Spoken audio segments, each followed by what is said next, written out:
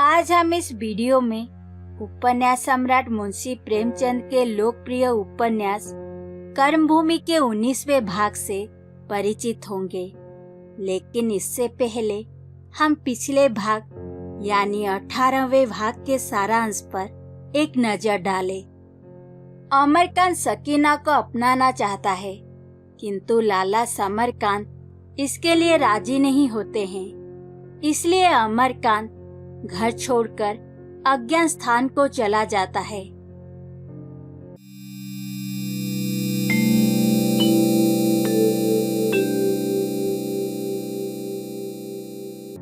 प्रस्तुत है कर्मभूमि उपन्यास का भाग 19वां। उत्तर की पर्वत श्रेणियों के बीच एक छोटा सा रमणीक पहाड़ी गांव है। सामने गंगा किसी बालिका की भांति हंसती, उछलती, नाचती, गाती, दौड़ती चली जाती है। पीछे ऊंचा पहाड़ किसी वृद्ध योगी की भांति जटा बढ़ाए शांत, गंभीर, विचारमग्न खड़ा है। यह गांव मानो उसकी बाल स्मृति है, आमोद विनोद से रंजित या कोई युवा अवस्था का सुनहरा मधुर स्वप्न। अभी उन स्मृतियों को हृदय में सुलाए हुए उस स्वप्न को छाती से चिपकाए हुए हैं। इस गांव में मुश्किल से 20-25 झोंपड़े होंगे। पत्थर के रोड़ों को तले ऊपर रखकर दीवारें बना ली गई है। उन पर छप्पर डाल दिया गया है। द्वारों पर बनकट की टट्टियां हैं। इन्हीं काबुकों में इस गांव की जनता अपने गाय, बैलों, भेड़, बकरियों को लिए अनंत काल से विश्राम करती चली आती है। एक दिन संध्या समय एक सांवला सा दुबला पतला युवक मोटा कुर्ता, ऊंची धोती और चमरोधे जूते पहने, कंधे पर लुटिया डोर रखे, बगल में एक पोटली दबाए इस गांव में आया और एक बुढ़िया से पूछा, क्यों माता, यहाँ परदेसी को रात भर रहने का ठिकाना मिल जाएगा?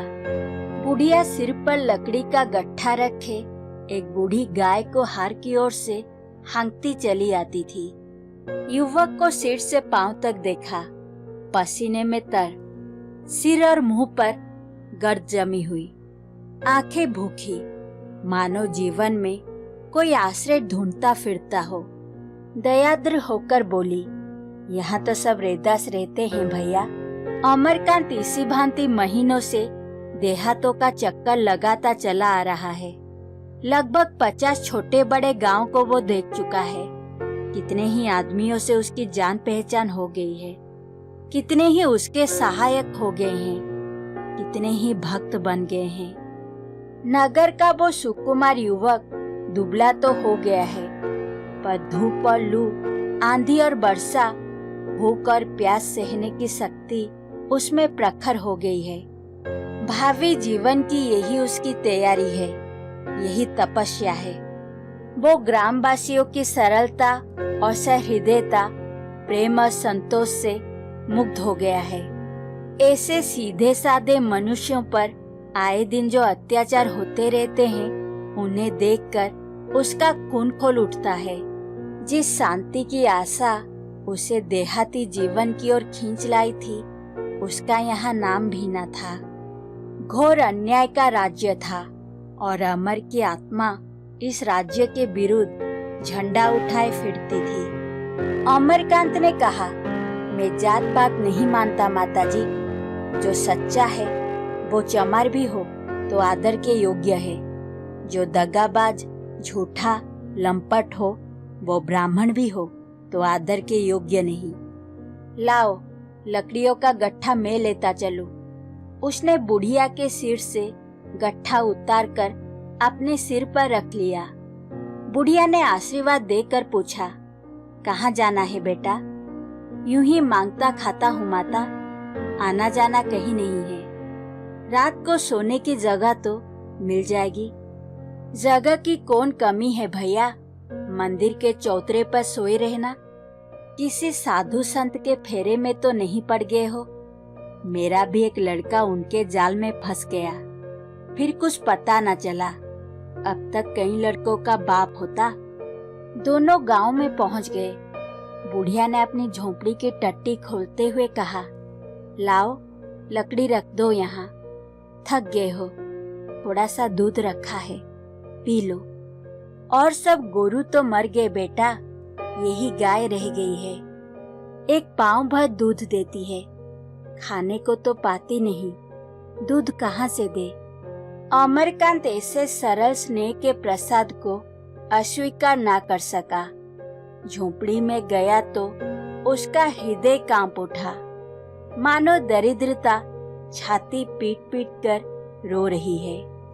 और हमारा उन्नत समाज विलास में मग्न है, उसे रहने को बंगला चाहिए, सवारी को मोटर, इस संसार का विध्वंस क्यों नहीं हो जाता। बुढ़िया ने दूध एक पीतल के कटोरे में उड़ेल दिया और आप घड़ा उठाकर पानी लाने चली। अमरकांत ने कहा, मैं खींचे लाता हूँ माता, रस्सी तो कुएं पर होगी। नहीं बेटा, तुम कहाँ जाओगे पानी भरने, एक रात के लिए आगे तो मैं तुमसे पानी भराऊं। बुढ़िया हाँ हाँ करती रह गई।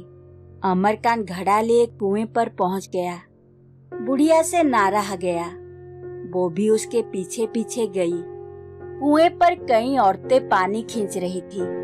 अमरकांत को देखकर एक युवती ने पूछा, कोई पाहुने है क्या सलोनिका की?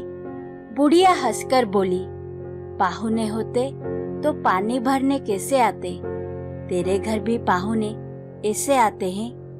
युवती ने तिरछी आंखों से अमरकांत को देखकर कहा, हमारे पाहुने तो अपने हाथ से पानी भी नहीं पीते काकी, ऐसे भोले भाले पाहुने को मैं अपने घर ले जाऊंगी। अमरकांत का कलेजा धक से हो गया। वो युवती वही मुन्नी थी जो खून के मुकदमे से बरी हो गई थी। वो अब उतनी दुर्बल, उतनी चिंतित नहीं है। रूप माधुर्य है, अंगों में विकास, मुख पर हास्य की मधुर छवि। आनंद जीवन का तत्व है। वो अतीत की परवाह नहीं करता। पर शायद मुन्नी ने अमरकांत को नहीं पहचाना। उसकी सूरत इतनी बदल गई है, शहर का सुकुमार युवक देहात का मजूर हो गया है। अमरकांत ने कहा, मैं पाहुना नहीं हूँ देवी, परदेसी हूँ। आज इस गांव में आ निकला, इस नाते सारे गांव का अतिथि हूँ। युवती ने मुस्कुराकर कहा, तब एक दो घड़ों से पिंड ना छूटेगा, 200 घड़े भरने पड़ेंगे, नहीं तो घड़ा इधर बढ़ा दो। झूठ तो नहीं कहती काकी? उसने अमरकांत के हाथ से घड़ा ले लिया और चट फंदा लगा कुएं में डाल बात की बात में घड़ा खींच लिया। अमरकांत घड़ा लेकर चला गया तो मुन्नी ने सलोनी से कहा, किसी भले घर का आदमी है काकी, देखा कितना शर्माता था। मेरे यहाँ से आचार वाचार मंगवा लीजिए, आटा वाटा तो है। सलोनी ने कहा, बाजरे का है, गेहूं का कहाँ से लाती? तो मैं आटा लिए आती हूँ। नहीं, चलो दे दूं, वहाँ काम धंधे में लग जाऊंगी तो सुर्ती ना रहेगी। मुन्नी को 3 साल हुए मुखिया का लड़का हरिद्वार से लाया था। एक सप्ताह से एक धर्मशाला के द्वार पर जीर्ण दशा में पड़ी थी। बड़े बड़े आदमी धर्मशाला में आते थे, सैकड़ों हजारों दान करते थे, पर इस दुखिया पर किसी को दया न आती थी। वो चमार युवक जूते बेचने आता था, इस पर उसे दया आ गई। गाड़ी पर लाद कर घर लाया, दवा दारू होने लगी। चौधरी बिगड़े, यह मुर्दा क्यों लाया? पर युवक बराबर दौड़ धूप करता रहा। वहाँ डॉक्टर वैद्य कहाँ थे? भभूत और आशीर्वाद का भरोसा था। एक ओझे की तारीफ सुनी, मुर्दों को जिला देता है। रात को उसे बुलाने चला। चौधरी ने कहा, दिन होने दो तब जाना। युवक ना माना, रात को ही चल दिया। गंगा चढ़ी हुई थी, उसे पार जाना था। सोचा तैर कर निकल जाऊंगा। कौन बहुत चौड़ा पाठ है, सैकड़ों ही बार इस तरह आ जा चुका था। पानी में घुस पड़ा, पर लहरें तेज थी, पांव उखड़ गए। बहुत संभलना चाहा, पर ना संभल सका। दूसरे दिन 2 कोस पर उसकी लाश मिली। एक चट्टान से चिमटी पड़ी थी। उसके मरते ही मुन्नी जी उठी और तब से यही है। यही घर उसका घर है।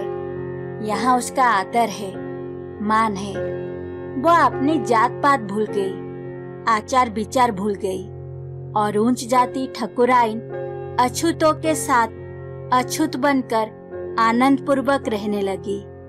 वो घर की मालकिन थी। बाहर का सारा काम वो करती। भीतर की रसोई पानी, कूटना पीसना दोनों देवरानियां करती थी।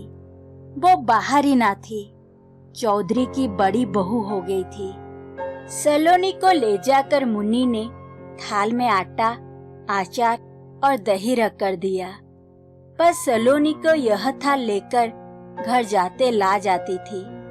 पाहुना द्वार पर बैठा हुआ है, सोचेगा इसके घर में आटा भी नहीं है, जरा और अंधेरा हो जाए तो जाऊं। मुन्नी ने पूछा, क्या सोचती हो काकी? सोचती हूँ जरा और अंधेरा हो जाए तो जाऊं। अपने मन में क्या कहेगा?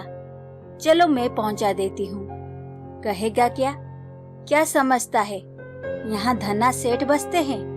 मैं तो कहती हूँ देख लेना, वो बाजरे की ही रोटियां खाएगा, गेहूं की छुएगा भी नहीं। दोनों पहुंची तो देखा अमरकांत द्वार पर झाड़ू लगा रहा है। महीनों से झाड़ू ना लगी थी। मालूम होता था उलझे बिखरे बालों पर कंघी कर दी गई है। सलोनी थाली लेकर जल्दी से भीतर चली गई। मुन्नी ने कहा, अगर ऐसी मेहमानी करोगे तो यहाँ से कभी ना जाने पाओगे। उसने अमर के पास जाकर उसके हाथ से झाड़ू छीन ली। अमर ने कूड़े को पैरों से एक जगह बटोर कर कहा, सफाई हो गई तो द्वार कैसा अच्छा लगने लगा। कल चले जाओगे तो यह बातें याद आएंगी। परदेशियों का क्या विश्वास, फिर इधर क्यों आओगे? मुन्नी के मुख पर उदासी छा गई। जब कभी इधर आना होगा तो तुम्हारे दर्शन करने अवश्य आऊंगा। ऐसा सुंदर गांव मैंने नहीं देखा। नदी, पहाड़, जंगल, इसकी भी छटा निराली है। जी चाहता है यहीं रह जाऊं और कहीं जाने का नाम ना लूं। मुन्नी ने कहा, तो यहीं रह क्यों नहीं जाते? मगर फिर कुछ सोचकर बोली, तुम्हारे घर में और लोग भी तो होंगे, वो तुम्हें यहाँ क्यों रहने देंगे? मेरे घर में ऐसा कोई नहीं है जिसे मेरे मरने जीने की चिंता हो। मैं संसार में अकेला हूँ। मुन्नी आग्रह करके बोली, तो यही रह जाओ। कौन भाई हो तुम? यह तो मैं बिल्कुल भूल गया भाभी। जो बुलाकर प्रेम से एक रोटी खिला दे वही मेरा भाई है। तो कल मुझे आ लेने देना, ऐसा ना हो चुपके से भाग जाओ। अमरकांत ने झोंपड़ी में आकर देखा तो बुढ़िया चूल्हा जला रही थी। गीली लकड़ी आग न जलती थी। पोपले मुंह में फूंक भी न थी। अमरकांत को देखकर बोली, तुम यहाँ धुएं में कहाँ गए बेटा? जाकर बाहर बैठो, यह चटाई उठा ले जाओ। अमरकांत ने चूल्हे के पास जाकर कहा, तू हट जा, मैं आग जलाई देता हूँ। सलोनी ने कहा, तू बाहर क्यों नहीं जाता? मर्दों का इस तरह रसोई में घुसना अच्छा नहीं लगता। बुढ़िया डर रही थी कि कहीं अमरकांत 2 प्रकार के आटे ना देख ले। शायद वो उसे दिखाना चाहती थी कि मैं भी गेहूं का आटा खाती हूँ। अमर यह रहस्य क्या जाने। बोला, अच्छा तो आटा निकाल दे, मैं गूंथ दूं। सलोनी ने हैरान होकर कहा, तू कैसा लड़का है भाई, बाहर जाकर क्यों नहीं बैठता? उसे वो दिन याद आए जब उसके अपने बच्चे उसे अम्मा अम्मा कहकर घेर लेते थे और वो उन्हें डांटती थी। उस उजड़े हुए घर में आज एक दिया जल रहा था, पर कल फिर वही अंधेरा हो जाएगा। वही सन्नाटा। इस युवक की ओर क्यों उसकी इतनी ममता हो रही थी? कौन जाने कहाँ से आया है, कहाँ जाएगा। पर यह जानते हुए भी अमर का सरल बालकों सा निष्कपट व्यवहार, उसका बार बार घर में आना और हर एक काम को करने को तैयार हो जाना, उसकी भूखी ममता को सींचता हुआ सा जान पड़ता था। मानो अपने ही सीधारे हुए बालकों की प्रतिध्वनि कहीं दूर से उसके कानों में आ रही है।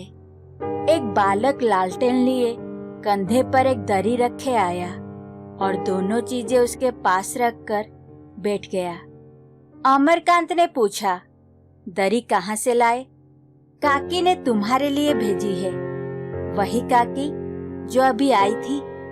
अमरकांत ने प्यार से उसके सिर पर हाथ फेरकर कहा, अच्छा, तुम उनके भतीजे हो?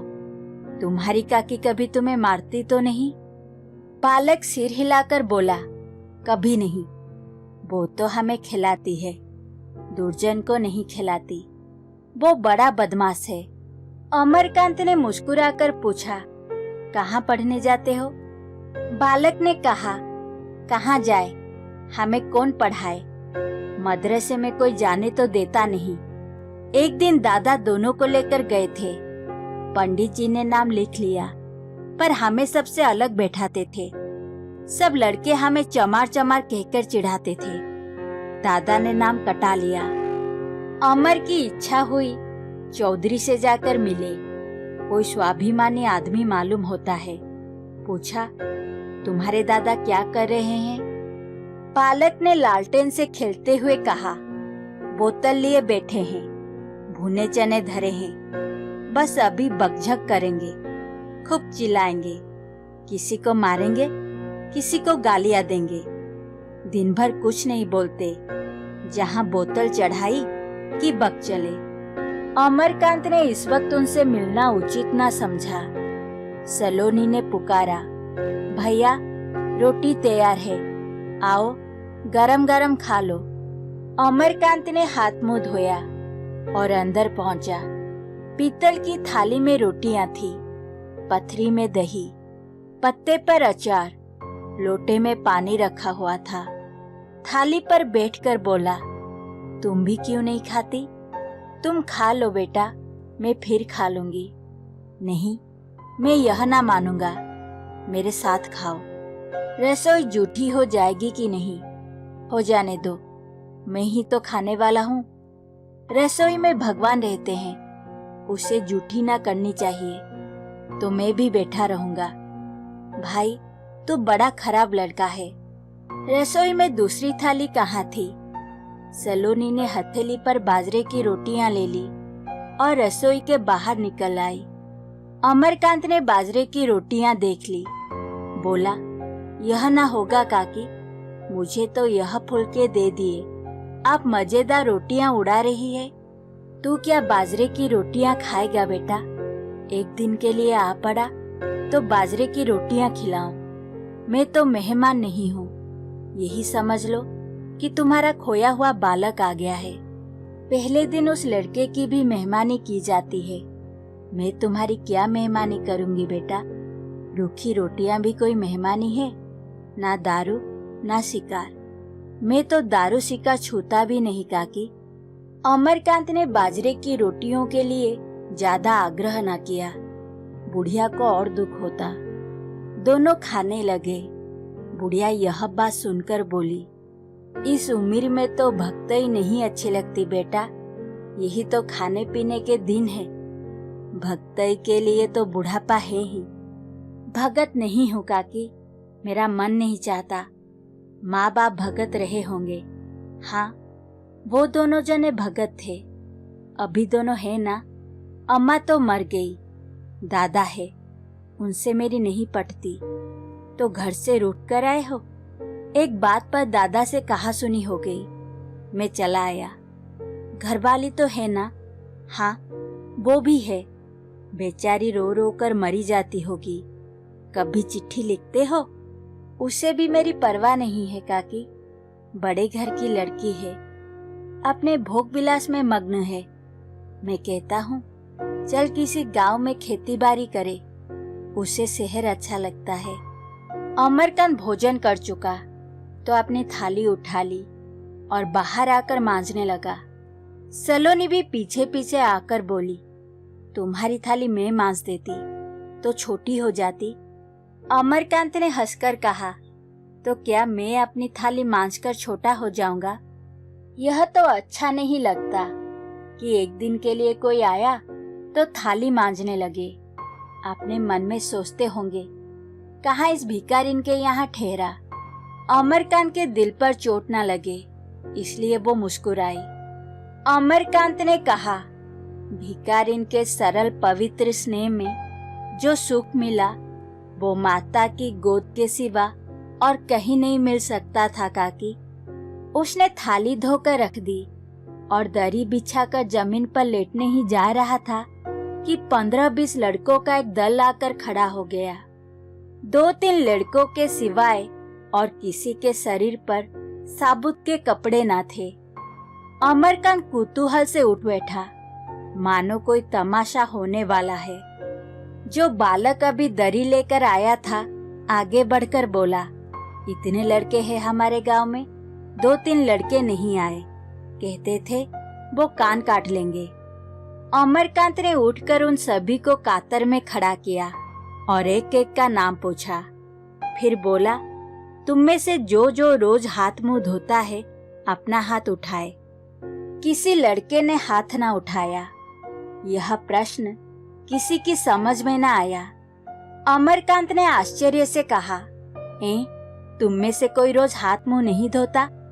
सभी ने एक दूसरे की ओर देखा। दरी वाले लड़के ने हाथ उठा दिया। उसे देखते ही दूसरों ने भी हाथ उठा दिया। अमरकांत ने फिर पूछा, तुम में से कौन कौन लड़के रोज नहाते हैं? हाथ उठाएं।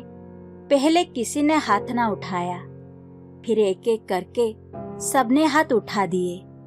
इसलिए नहीं कि सभी रोज नहाते थे, बल्कि इसीलिए कि वो दूसरों से पीछे ना रहे।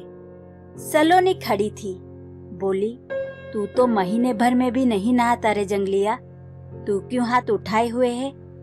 जंगलिया ने अपमानित होकर कहा, तो गुदड़ी कौन रोज नहाता है? भुलई, पुन्नू, घसीटे कोई भी तो नहीं नहाता। सभी एक दूसरे की कलई खोलने लगे। अमरकांत ने डांटा, अच्छा आपस में लड़ो मत, मैं एक बात पूछता हूँ, उसका जवाब दो। रोज मुंह हाथ धोना अच्छी बात है या नहीं? सभी ने कहा अच्छी बात है। और नहाना? सभी ने कहा अच्छी बात है। मुंह से कहते हो या दिल से? दिल से। बस जाओ, मैं 10-5 दिन में फिर आऊंगा और देखूंगा कि किन लड़कों ने झूठा वादा किया था, किसने सच्चा। लड़के चले गए तो अमरकांत लेटा। 3 महीने लगातार घूमते घूमते उसका जी उब उठा था। कुछ विश्राम करने का जी चाहता था। क्यों ना वो इसी गांव में टिक जाए। यहाँ उसे कौन जानता है।